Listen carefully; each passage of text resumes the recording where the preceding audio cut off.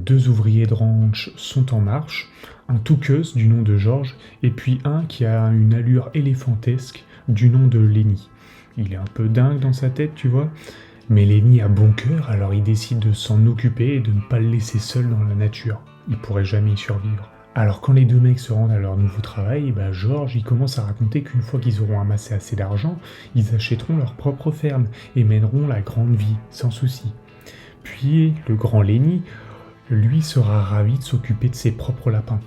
Au ranch donc, George et Lenny aperçoivent un vieil homme tout ridé nommé Candy, qui travaille à la ferme depuis toujours. Puis ils vont rencontrer Curly, le fils du patron, qui intervient et commence à s'en prendre à Lenny sans raison.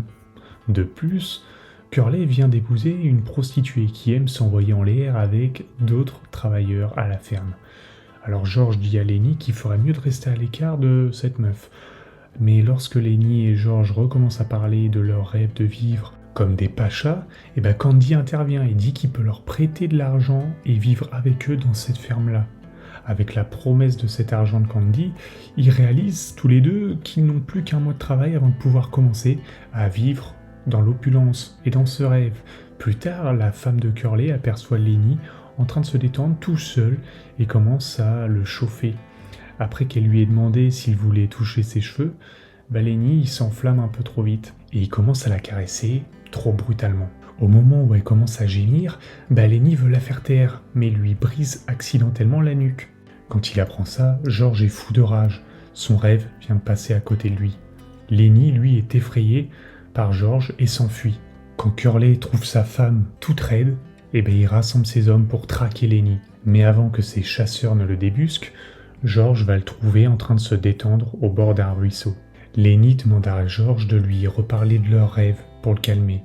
Alors George, il berce Lenny avec ses histoires de vie facile, puis dans un silence morbide, il sort un revolver et le tue d'une balle dans le dos. Bon, on ne peut pas comprendre le titre de ce livre sans avoir lu le poème de Robert Burns. Les plans les mieux conçus des souris et des hommes s'enchaînent et ne nous laissent que chagrin et douleur pour la joie promise.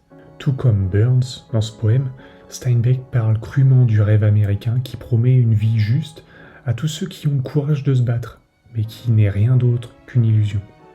Dans cette société rétrograde, des riches puissants accumulent du pain au détriment des faibles et des pauvres qui se voient privés de leur dignité humaine fondamentale. Ce que Steinbeck prêche ici, c'est que les rêves qui existent dans une culture d'exploitation ne seront jamais rien d'autre que des rêves. Sommes-nous censés être comme ces riches au cul serré qui ne s'intéressent qu'à eux-mêmes, ou devrions-nous aider un de nos frères à s'en sortir ? Si l'on reste dans l'allégorie, on peut dire que Steinbeck pose la même question que Caïn pose à Dieu dans l'histoire de Caïn et Abel. Suis-je le gardien de mon frère ? Alors soyons un peu bibliques dans cette histoire.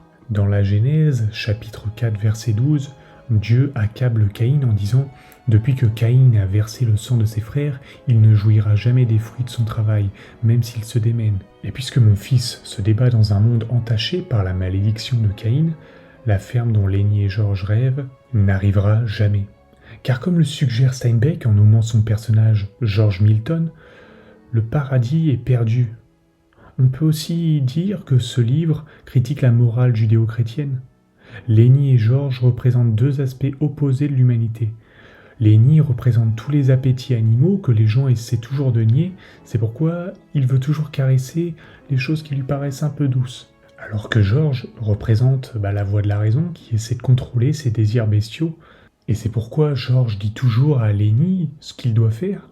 Quand George met une balle dans le crâne de Lenny, c'est comme s'il essayait de détruire ses pulsions animales.